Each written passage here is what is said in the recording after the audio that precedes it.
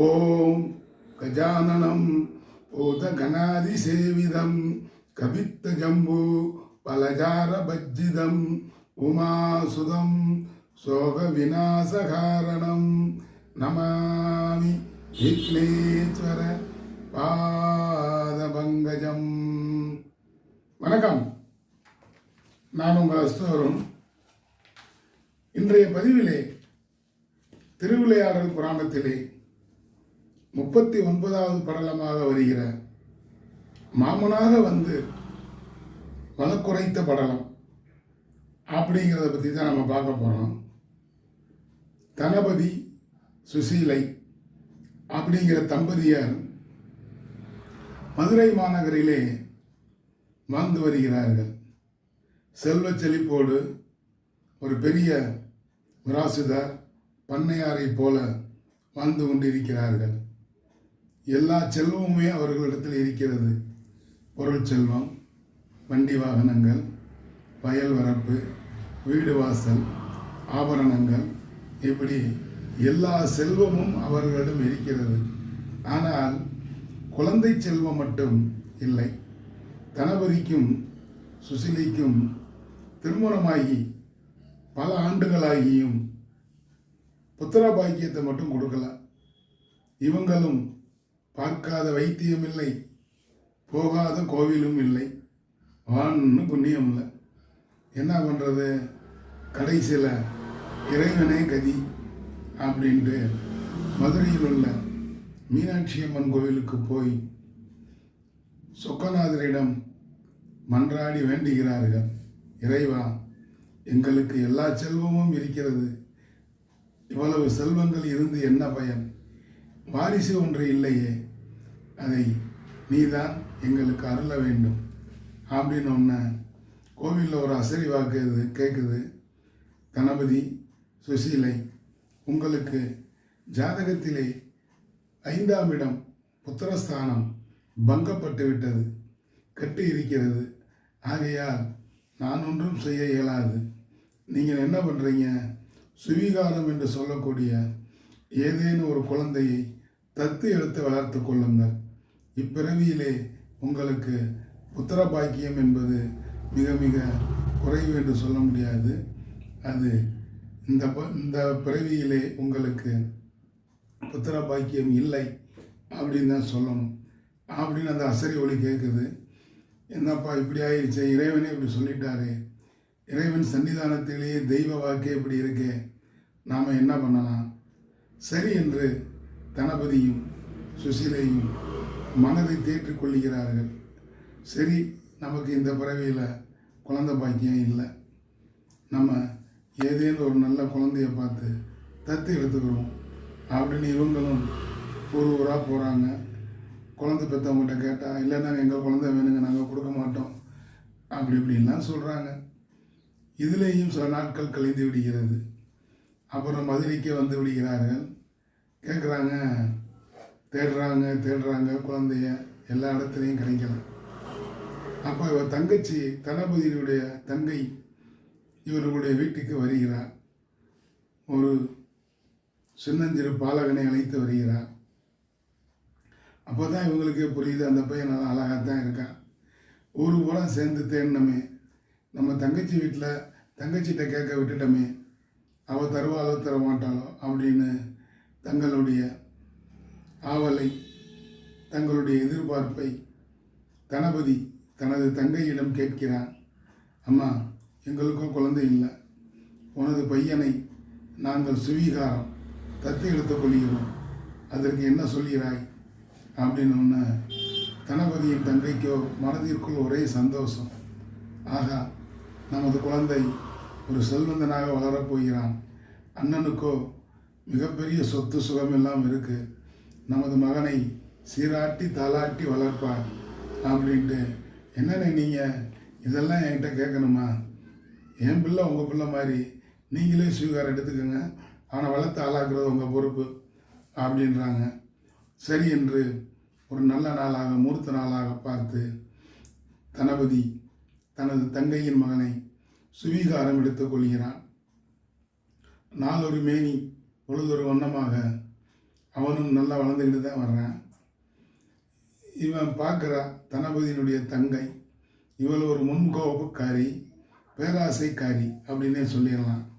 எப்படியாவது அண்ணனின் சொத்தை அடைய வேண்டும் அப்படிங்கிறதுக்காக இவன் வந்துட்டு தனபதியின் மனைவி தனது நாத்தனாரிடம் சண்டை போடுற வாசல்லேருந்து, உனக்கெல்லாம் நான் குழந்தைய கொடுத்தேன் பாரு, வச்சேன் பாரு, நான் இப்போ தனியாக இருக்கேன், என் பிள்ளை என்னை விட்டு பிடிங்கிட்டீங்க, வச்சுட்டீங்க, பிரிச்சுட்டீங்க அப்படின்னு தகாத வார்த்தைகளால் வைகிறார். முதல்ல விரும்பி தான் கொடுத்தா, இப்போ சொத்து என்ற அந்த சுகம் அந்த அவளுடைய கண்ணை மறைக்கிறது. இப்படி ஏதாவது சண்டை போட்டால் தான் அவங்க சொத்தை பிரித்து கொடுப்பாங்க நம்மளுக்கு அப்படின்ட்டு சண்டை போடுற வாசலில் இருந்து தகாத வார்த்தைகளால் சொல்கிறார். நீ எனது மகனை தத்து இழுத்ததால் தான் மலடி என்ற பெயர் போயிற்று, இல்லை என்றால் நீ வாழ்நாள் முழுவதும் மலடியாகத்தான் இருப்பாய் அப்படின்னு 1 நாள் 2 நாளில் வாரம் பூரா மாதம் பூரா வந்து கூச்சல் போட்டு குய்யோ முறையோன்னு கத்துறா. தனபதியும் சுசிலையும் பார்க்கிறார்கள். சரி, இவளுக்கு நம் சொத்தின் மீது ஆசை வந்து விட்டது, நாம் என்ன பண்ணலாம், இவளுக்கே இந்த சொத்து சுகத்தெல்லாம் எழுதி வச்சுட்டு நம்ம காட்டிற்கு கிளம்பி விடுவோம், நிம்மதியான வாழ்க்கையை வாழ்வோம் அப்படின்ட்டு அந்த தனது தங்கையை கூப்பிடுகிறார். இவாமா, உனக்கு இப்போ என்ன வேணும், என்ன பிரச்சனை, இந்தா உன் மகனை நீயே வச்சுக்க, சொத்து சுகத்தை பூரா நீயே வச்சுக்க, நாங்கள் என்ன பண்ணுறோன்னு கேட்டிங்கன்னா கண்ணுக்கு தெரியாத காட்டுக்கு போய் தவம் செய்து வாழ்ந்து கொள்கிறோம் அப்படின்ட்டு சொல்கிறாரு.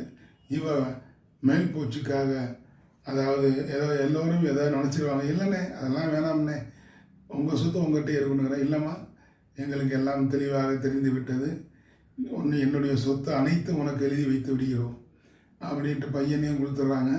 சொத்தையும் தனது தங்கைக்கு எழுதி வைத்து விட்டு தனபதியும் சுசிலையும் காட்டிற்கு சென்று விடுகிறார்கள். அப்போ அங்கே போய் காட்டில் போய் தவம் செஞ்சு வாழ்ந்துக்கிட்டு இருக்கிறாங்க. அவங்க போனது வருடக்கணக்காயிருச்சு. இங்கே தனபதியின் தங்கை சொத்து வந்து விட்டதல்லவா, ஆடம்பர வாழ்க்கை டாம்பியமாக, அதாவது மிடுக்காக வாழ்கிறார். இது நம்ம ஆளுங்களுக்கு தான் ஒருத்தன் மிடுக்காக இருந்தால் தான் பிடிக்காது. ஆகா, இவளுக்கு பூரா வீட்டு சொந்தம் அண்ணன் சொத்து தான் வந்திருக்கு அப்படின்ட்டு சொந்தக்காரங்க பூராமே வீட்டில் வந்து டேரா போட்டு எல்லாம் சொல்லி, நீ அப்படிமா, நீ இப்படிமா, நீ அழகாக இருக்க, உனக்கு வந்தது அப்படின்ட்டு ஒரு வஞ்சக புகழ்பாடி, வஞ்சக புகழ்ச்சி என்பார்கள்.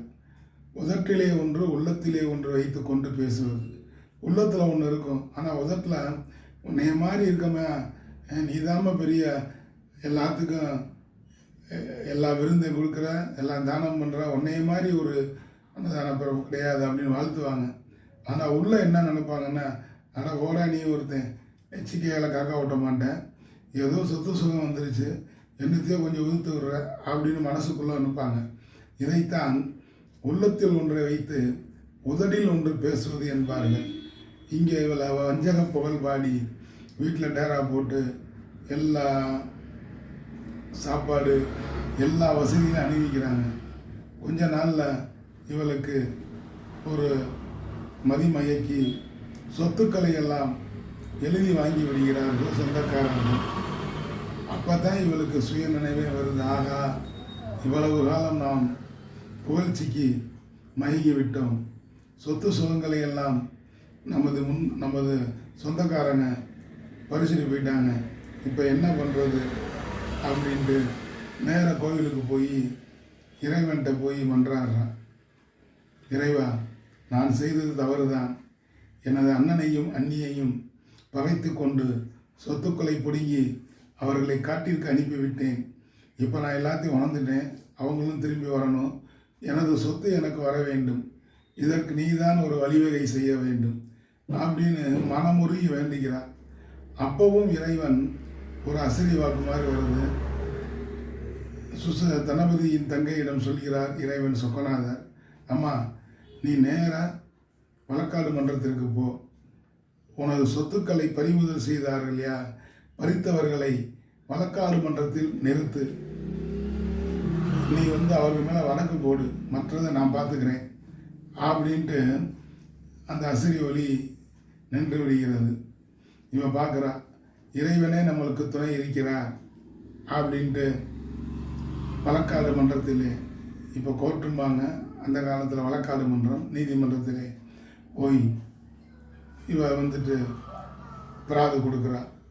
இந்த மாதிரி என்னுடைய சொந்தக்காரங்க பூரா என் சொத்தை அபகரிச்சிட்டாங்க, என்னுடைய சொத்துக்களை, என் சொத்து அல்ல என் அண்ணனுடைய சொத்துக்களை எனக்கு மீட்டி தர வேண்டும் என்று அவங்க பூரா பார்த்துட்டு அவங்க பக்கம் எல்லாம் ஒன்றா சேர்ந்துக்கிட்டு இவளை கேலி கிண்டல் பேசி அந்த நீதிமன்றத்தில் அவமானப்படுத்தி, அவளுக்கெல்லாம் ஒன்றும் இல்லைங்க, நாங்கள் எங்கிட்ட ஒன்றும் இல்லைங்க அப்படிங்கிற மாதிரி பொய் புரட்டாக பேசுகிறாங்க. அந்த சமயத்தில் தனபதி வந்து விடுகிறார்.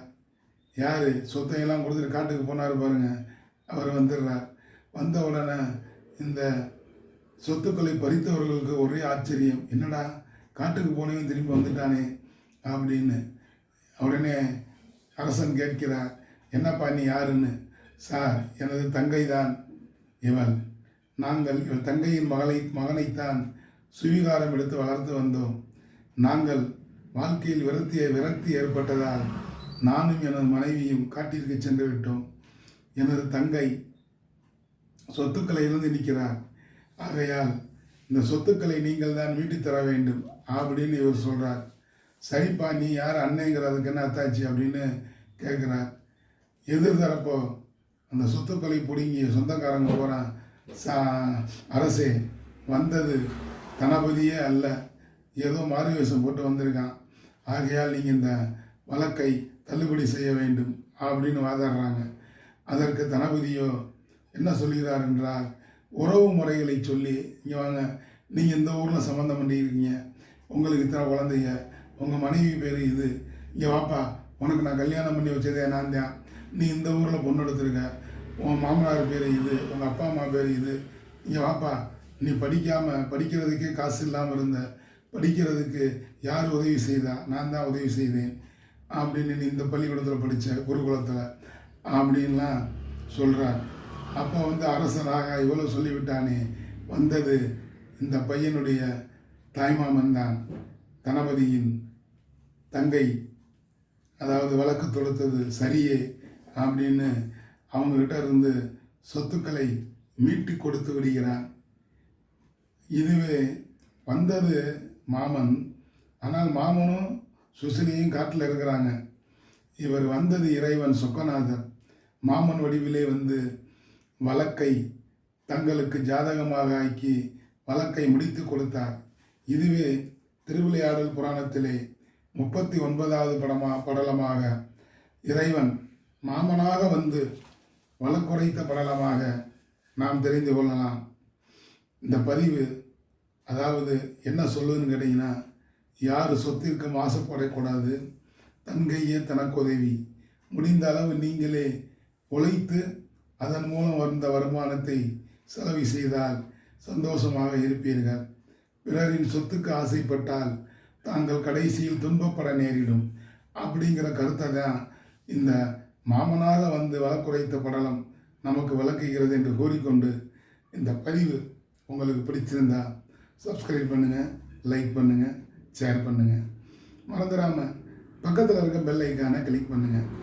அப்படி பெல் ஐக்கானை கிளிக் பண்ணும் பொழுது நான் பதிவிடும் அடுத்தடுத்த வீடியோக்கள் உங்களை தானாக வந்தடையும் என கூறிக்கொண்டு, இந்த நாள் இனிய நாளாக இருந்ததற்கு இறைவனுக்கு நன்றி கூறி, நாளைய பொழுது நல்லதாக விடியட்டும் என கூறிக்கொண்டு உங்களிடமிருந்து விடைபெறுபவர் உங்கள் அஸ்டோரும்.